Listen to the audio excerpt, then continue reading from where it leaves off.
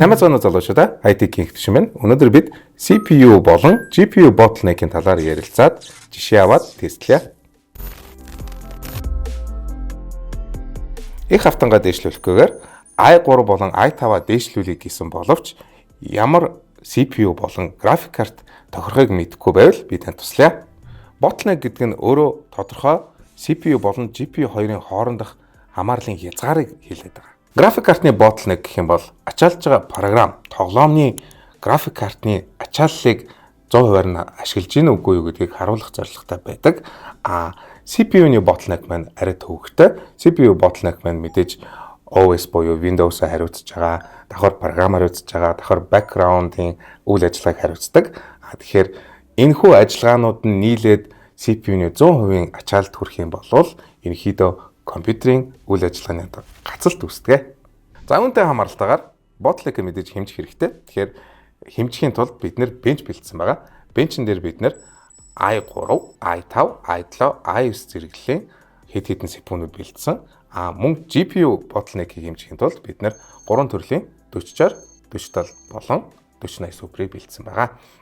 Ерөнхий тест bench-ийн хувьд гэх юм бол өөрөө Z790A болон 6000 RAM-тай 16-аар 2 ширхэг нийлээд 32 GB RAM, 850-тай TGL блок болон шингэн кулертэй ийм тест bench байгаа.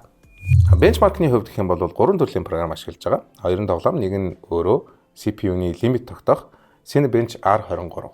За ягаад R23 ашиглаж байгаа гэхээр өөрөө тогтоох оноо нь өндөр, давхар ямар CPU нь хэр одоо зайтай гарч ийна, хэр их онооны хэр их хувийн зайтай гарч ийна гэдгийг харах боломжтой. Ерөнхийдөө Cinebench R23-ыг бол Blender юм уу 3D Max-ийн програмтай ойролцоо одоо коэффициентээр CPU-нуудыг харьцуулдаг. Тоглоомны хувьд гэх юм бол бид нэр CS2 болон Dota 2 ашиглаж байгаа. CS2 болон Dota нь ерөнхийдөө нэг нь арай жоохон CPU талтай илүү ачаалдаг, нөгөөх нь карт талтай илүү ачаалдаг. За эхний чартанда Cinebench R23-ыг харцгаая. Хамгийн өндөр оноотой нь болохоор мэдээж i9 14900KF. Тэрийг дагаад 3 i7 явж байна. Гэхдээ 14-р үеийн i7 нь өөрөө 32000 болон 34000 оноо гаргаж байна. Түүний дараа болохоор 32000-аас 22000 руу 10000 оноогоор бага 12-р үеийн i7 12700KF явж байна. 12700KF-ийн дараа мөн 10000 оноогоор бага 12400F болон түүнээс 4000 оноогоор бага 8000 оноотой i3 12100F маань явж байна. Энийг яагаад урдж ийн гэхээр энэ оноонууд маань өөрөө бодит амьдрал дээр ийм байх үгүй юу? Counter дээр болон Dota 2 дээр яг энэхүү пропорцоор адилхан FPS гаргах үгүй юу гэдг нь бид нар сонирхолтой байгаа. За тэгэхээр чарт 2 руу орцгоё. CS2-ийн benchmark руу орцгоё. Энэхүү чартыг бол шууд 3 хувааж болно. Яаж хуваах вэ гэхээр high end, mid end, low end. High end гэж юу гэж юм гэхээр 4080 супертэй хэсэг, голын хэсэг гэх юм бол mid end нь өөрөө 40 талтай хэсэг болон Dota-ийн 4060-тай хэсэг гэж хувааж болно. За сонирхолтой юм нь юу вэ гэхээр 12 дугаар үеийн i5 12400F 4060-тайгаа i9 14900KF 4060-тай FPS-ийн хувьд бол холгүй. Тэгэхээр та 4060 аль хэдийн ашигланаа гэх юм бол 12400F бол ерөнхийдөө хангалттай. i9-тэй болоод танд нэг хөгөөш байхгүй гэсэн үг. За голын хэсгийг харах юм бол 4070 болон дунд нь нэг ширхэг 4080 супертэй 12400F явж байгаа.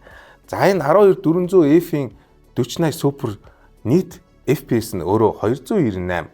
Гэхдээ i9 14900KF болон 4070-тай FPS-ийн хувьд гэх юм бол өөрөө 305 FPS буюу 4080 супертэй картнаас илүү гарч байгаа нь өөрөө 12400F-ийн bottleneck-ийг илэрхийлж байна гэсэн үг. Дахиад нэг анзаарах зүйл гэх юм бол 4070-тай мөртлөө FPS арай бага гаргаж байгаа CPU-нууд байгаа. Тэгэхээр i5 12400F нэмхэн 4070 өөрөө 253, i3 12100 болон 4080 супертэй карт маань тэрнээс доогуур 245 FPS дунджаар гаргаж байгаа нь нэлээд өвөрмөц байна. За дээдлийн хэдээс ярил 4080 суперыг bottleneck-ч байгаа хамгийн том CPU бол i7 12700KF. За түүний дараа дээшээгээ 14700F болон i9 Ryzen 7 9800X3D бол үзүүлэлтийн хувьд маш ойролцоо 443 FPS-с 457 FPS гаргаж байна. Dota 2 нь CS2-оо бодох юм бол CPU-г арай өндөрөөр ачаалдаг. Тэгэхээр бид энэхүү чартыг хоёр авах боломжтой. CPU bottleneck болон GPU bottleneck. GPU bottleneck нь 14700F, 14700KF, 14900KF CPU-нууд өөрсдөө 4060, 4070, 4080 супертэй алинтенч байсан 180-аас өндөр FPS гаргах ба хамгийн сонирхолтой нь 4060 GPU-тэй 14900KF нь хамгийн өндөр FPS энэхүү чартан дээр гаргаад байна. Bottleneck-ийн CPU-нуудын хувьд 14700F-с доош байгаа 12700KF нь 160 FPS-с дээшгүй, 12400F нь 120 FPS-с дээшгүй, 12100F нь 100 FPS-с дээшгүй байгаа нь чартан дээр харагдаж байна. Энэхүү чартнуудыг хараад юу дүгнж болох вэ гэхээр CPU болон GPU bottleneck нь тоглоом болон аппликейшнээс хамаарат өөр байна гэдгийг нэгт харах боломжтой. Мөн та компьютераа сайжруулах гэж байгаа эсвэл шинээр ком авч байгаа байвал тоглох гэж байгаа тоглоом эсвэл ашиглах гэж байгаа аппликейшныхаа шаардлагатай үзүүдийг хараад арай хэмнэх боломжтой гэдгийг битгий мартаарай. Гуравт ерөнхийдөө CPU bottleneck-ээс зайлсхийвэл сайн. Та сайжруулж байвал хамгийн хүчтэй CPU биш, өөрхийн график картанда зохицох CPU-г сонгол зүйтэй. Мөн GPU bottleneck маань огт муу зүйл биш юм аа.